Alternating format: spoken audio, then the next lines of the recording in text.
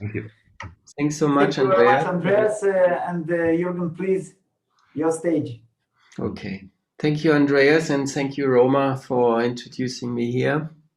And also a very warm welcome to the entire homeopathic world and community. And Andreas, I was very grateful about your last two words about small and slow, because this is exactly also my feeling and observation that we're living in such a fast world, but these polarity of fast and slow and big and small, I think this is also the challenge we have to take. And the other part I picked up in your talk was also about the community, the connection. And this is what I was preparing today and thinking I will start with some African proverbs about the connection and the community. So thank you, Andreas, and I hope I can share my screen, which I have to ask for here now first. So please activate my screen sharing. Yes, 1 minute. Okay. Sorry to hear about to see that your sharing was not possible. It's so strange. Yes, sir, we will give you the co-host. You can share. Yeah, you have to make me a co-host and then it should work. Yeah, 1 minute, sir. Okay. And it was raining at Berninghausens at Hahnemann's birthday, right? I could see that in the video. Oh my God. Yeah, we've been there together, Andreas, to the beautiful botanical garden some years ago. So while we're warming up here,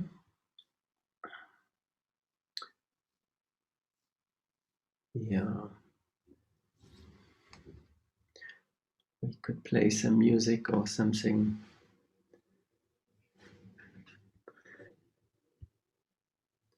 I think you just have to make me a co-host and then it should work.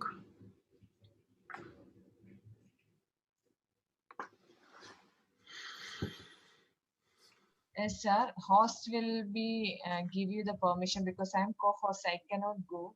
I cannot do. That's why now he will give you the permission. Sorry. Okay.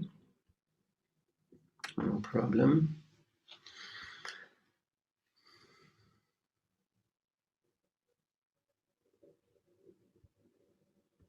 Now it works. Great. Okay. So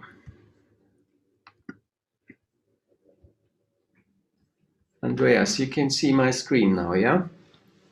Fantastic. Okay. So let me start with a language you might not be used to. So first of all, again, I'm very grateful to talk to you all and to share my own journey and my insights, and also to contribute to the community. And one of my favorite quotes from Africa, because my wife, she's South African, so that's where I have a deep connection to this country, is a quote which is in many African languages. It's called Umuntu Nagabuntu Nagabantu, which means a person is a person through other persons. So, and this means also that we are all, I mean, we're standing on the shoulders of Samuel Hahnemann, and we're growing and we developing it further, and we have a beautiful legacy and heritage, and we have to be responsible for it. But I'm also completely grateful for my journey and for my insights, which I got through homeopathy, what I've seen in the world, and being able to travel as a teacher and also to connect and network. So Ubuntu, which is also defined as a proverb which exists in all African languages of South Africa. But in other African countries, it means human generosity, like in Rwanda or Burundi, human generosity. Yeah? In Kenya, they say every action should be for the benefit of the community. And this is exactly what we are doing here today. We are networking, we are communicating over the globe together. And I think this is extremely important in a time where we all more or less are locked in our small space. We are forced to slow down when we stay with these polarities, Andreas. But we are also in a time where something like a small virus can spread around in the whole world in just 1 week or in a few days, because we travel here, we go there, we are doing things usually very, very fast. And this is the challenge of the days, of the time, the zeitgeist, is how to adapt also in our own physical body to this speed. Yeah. But first of all, let's not judge it. Let's take it as a neutral and positive expression that every action should be for the benefit of the community. So this is all about community and communication. So this weekend, again, yesterday, it was Hanuman's birthday, the 2066. And with homeopathy, he has left a huge, he has left for all of us a great legacy. A natural therapy for the benefit of the community. And as Andreas was also stating, it doesn't matter what we treat or in which time we live, there is an answer in homeopathy. There is an answer in epidemics, there is an answer also for pandemics. But of course, we're living in a time where we need to slowly grow into it and make our experiences. This is why we need to communicate and exchange. What is the experience in India? What is the experience in Europe or in Germany or in America, in the States, in Russia? So we have to exchange. So, and just to break it down, and this is what I also like to combine it with today a little bit, is my images where I'm grown into homeopathy also through photography, because I was interested in the sources, in the substances. So I'm proud and deeply grateful to be a homeopath. And as you might already see, but this is a photo of aconite, which belongs to the ranunculus or the buttercup family. A photo I took, the background was a cold stream in the Swiss mountains. And I have this image also printed in a big print in my own office close to me, aconite, extremely powerful remedy. And Andreas, you were also mentioning her, Anne Schade, a close friend, where I've done lots of webinars in the past. We've done it together, children, seminars about treating children with homeopathy. And this is one of her favorite quotes. She likes to say, Anne, homeopathy is not everything, but without homeopathy, everything is nothing. Yeah. And what does it actually mean? I mean, it means somehow, because when she first mentioned it, I thought, oh, that sounds a little bit hybrid or so, but what does it actually mean? And for me, it means we can look in daily life when we talk to our patients. Of course, we do that professionally, but we can look at everything in life in a homeopathic way. Yeah, we try to look for polarities. We try to look for dynamic changes, and this is something we collectively in so strongly in a moment, in a collective change. Yeah, the whole world is changing in such a fast time. So this is what we need to be aware of, and that's why no, without homeopathy, everything is nothing. We have to find an answer, otherwise we get washed away. Yeah. So a little bit about my own personal journey, which is now coming to another anniversary of 30 years of practicing homeopathy. And when I started to learn homeopathy, how it all began, I call it, that was a time in the early 90s that we used to learn remedies, or it was the end of the last millennium, that it was already coming slowly up, a slow change in understanding remedies and substances. But in the beginning, I didn't have a deep understanding of our remedies, of our sources. Yeah, my knowledge was mostly based on studying rubrics, symptoms, keynotes, and I remember beautiful stories that one of our teachers in Munich, she was also mentioning that in India, I was very impressed about that. In India, it's one of the basic duties to learn Ellen's keynote. Yeah, you have to remember it, and they should shoot out of you like nothing. Yeah.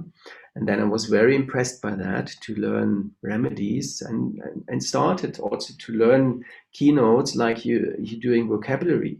Yeah.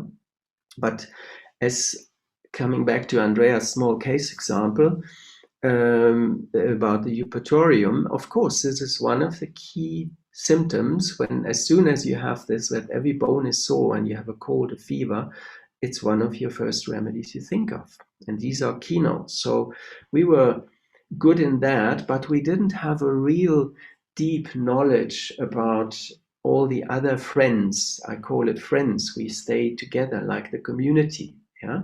So when we have eupatorium, who's standing next to it? Arnica, of course. Yeah, but there are much more. And how are they all related? So this was a slow change I could observe in the beginning of my time when I was studying, that we slowly got into what we call system ideas. Yeah, we had not by that time have seen systems in homeopathy.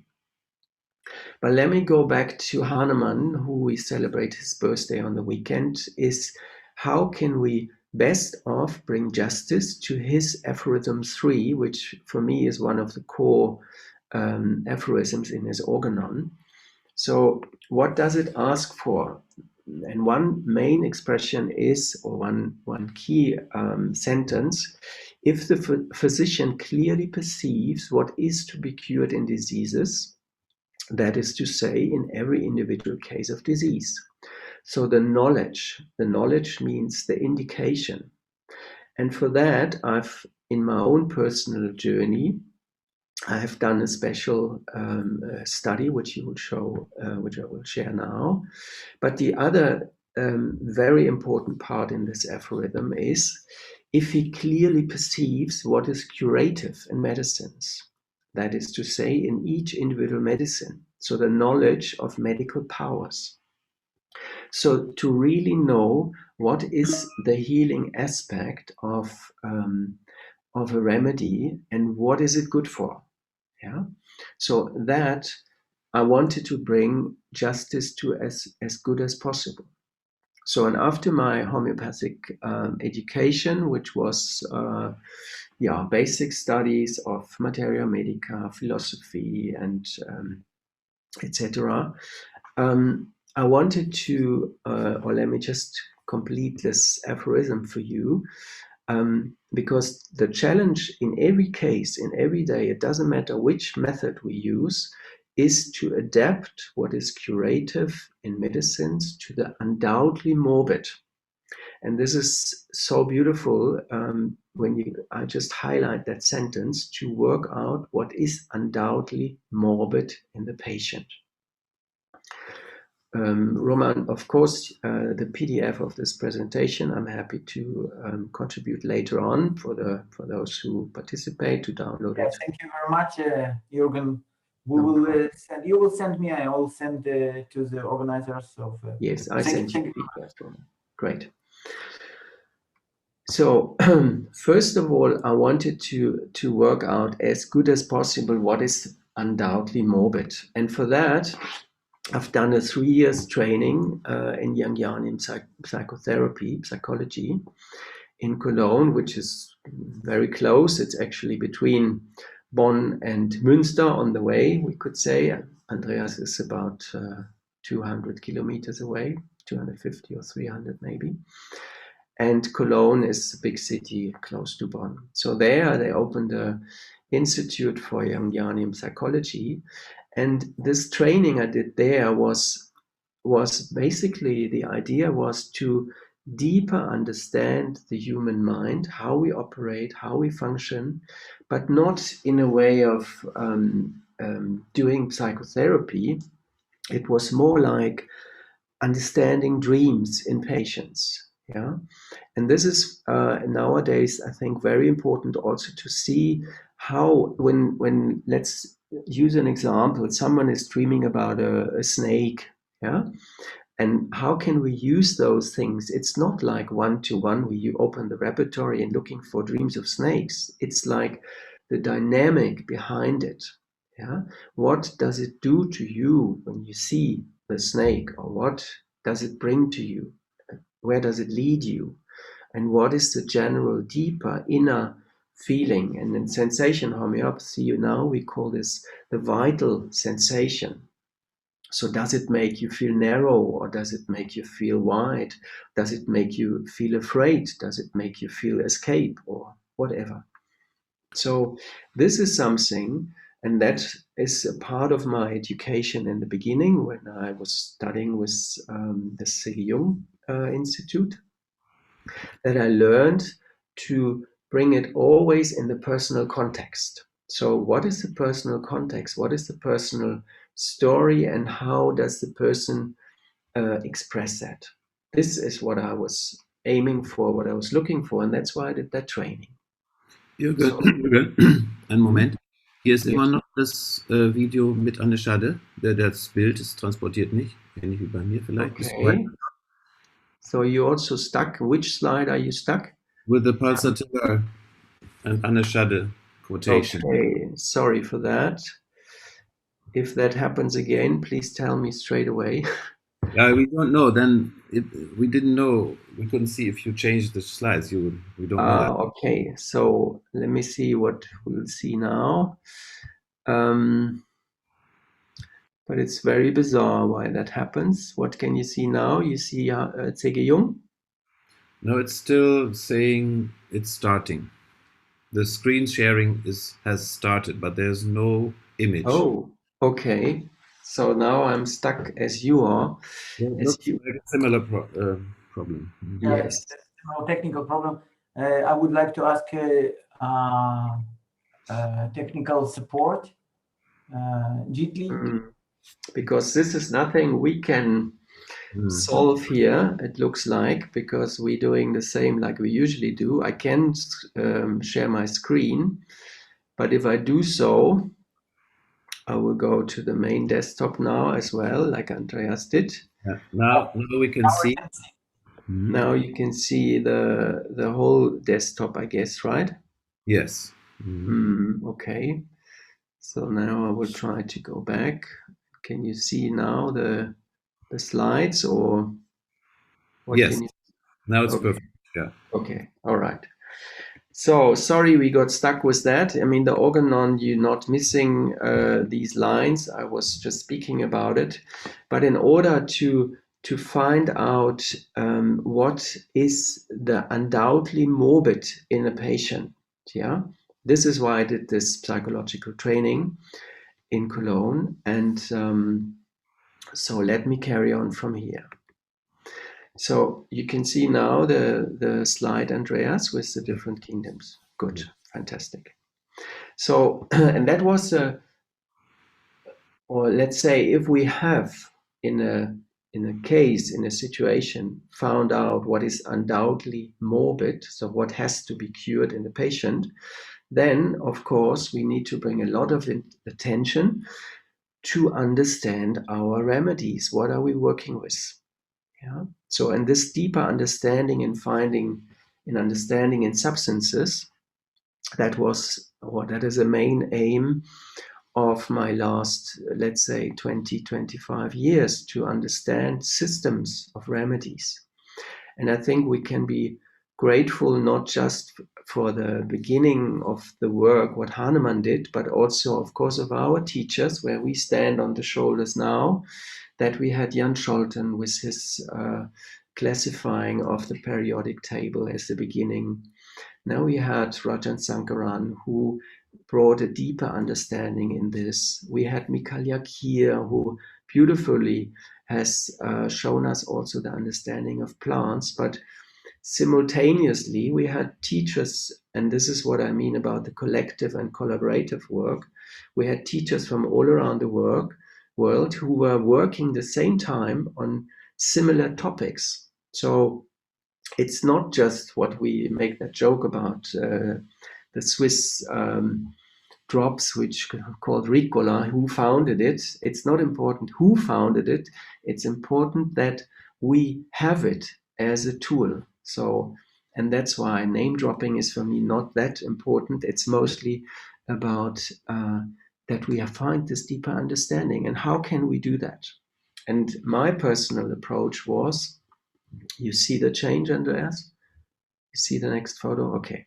So my personal approach was, how can I approach plants the best way? And what I've done, what I've started, I was using in the beginning, of course, a very small camera, and then it got better and better because you wanted to get better results. So today I'm doing this in my photography to go out and to take photos of plants and to approach them and find a deeper understanding.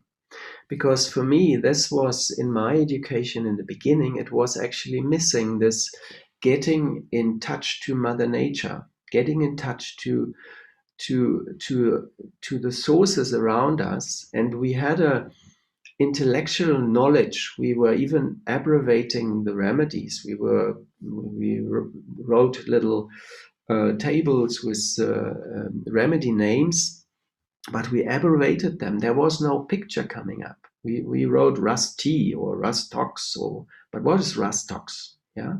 But if you find a deeper understanding of when you've seen the plant, or maybe even if you have an ability to get in touch, to see it, where is it growing, what is the habitat around it, then you find a deeper understanding.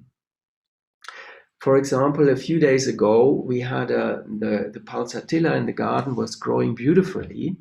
And then all of a sudden, there was a weather change and we had a typical April snowstorm. And then this poor little plant was covered in snow and had to survive.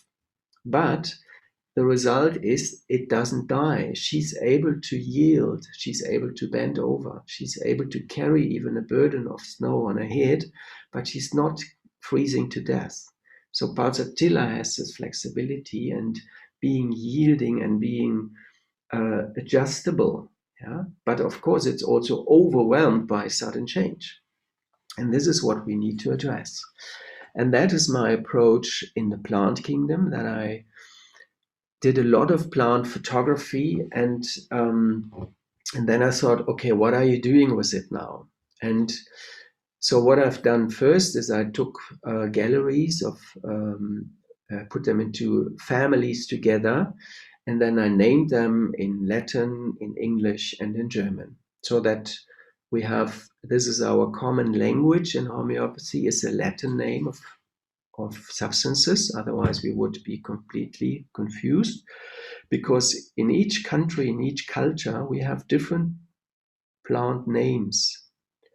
Now we have, for pulsatilla, we have so many different names in Germany, in German language. We have different names in English language. And when a person from an English-speaking country is talking about the normal name, not the Latin name, you don't know what you're talking about. So the universal connection is the Latin. Yeah. And this I brought together on a website called pflanzenportraits.com, which the address is written on here.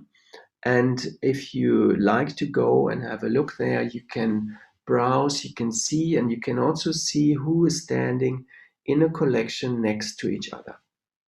So then I also made a little blog, or you can search here. And these are all images I took. Also during traveling, when I'm invited for a seminar or a conference, I go out with my camera. Or Andreas, you might remember we had these beautiful meetings in south of Germany after our WISH congresses. To WISH I will introduce you in a minute. then we meet in nature and we go out in Mother Nature and we name, or we even have flower walks, and we see, the orchids are growing. They like to be on this soil, in this earth. Yeah, so this is nice to compare, because we live in a time, and I saw a beautiful documentary the other day about Corona. Corona was speaking as a person. I'm Corona. It was running on Arte, Andreas, TV. And I don't know if you've seen it. It was beautiful because it was pointing out that we are so somehow detached from nature nowadays.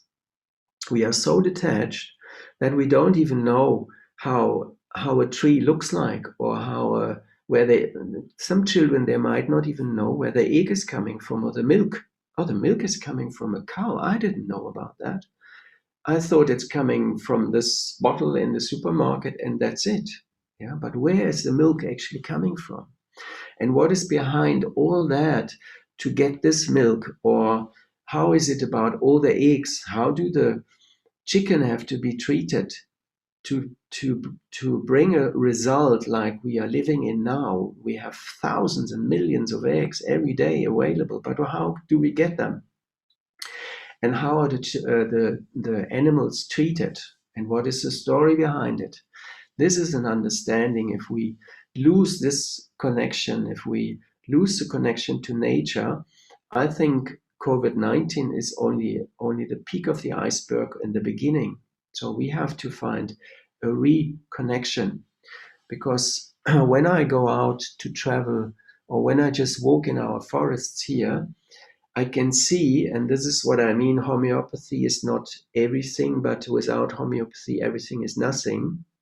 When I go out and see the suffering of trees due to a drought, they had lack of water, and they got very poor. Many trees had to die, and now they get eaten up by bugs, by parasites, by everything. So they are very vulnerable, and this is exactly what is our situation as well. Hello, Svetlana. Should I finish, Roman, in a few minutes, or how long will I have? You have your time. Please.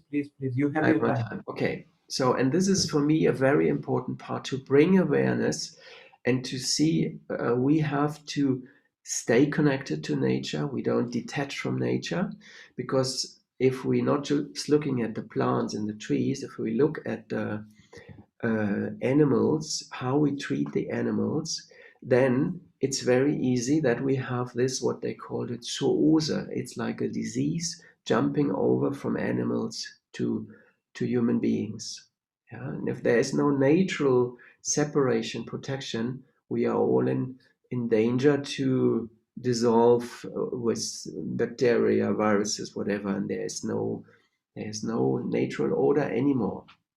And this, I would like to invite you to get in touch to nature, get in touch to the substance, and understand deeper. And this was one step in my personal journey, that at some point, and you can also find that quote on my plant photography website from Konstantin Hering, who was also actually a German doctor. He was from the eastern part in Germany, Konstantin Hering, and then he migrated to America, and he was sent from the US to see what this crazy Dr. Hahnemann is doing, and to find out that it's all rubbish what he's talking about. But the opposite was actually the fact. He was one of the greatest followers and fans. So Konstantin Hering, who introduced that to so many beautiful remedies, like Laches is proving he did. He was also a biologist. He was like Bernninghausen, having different qualities and professions.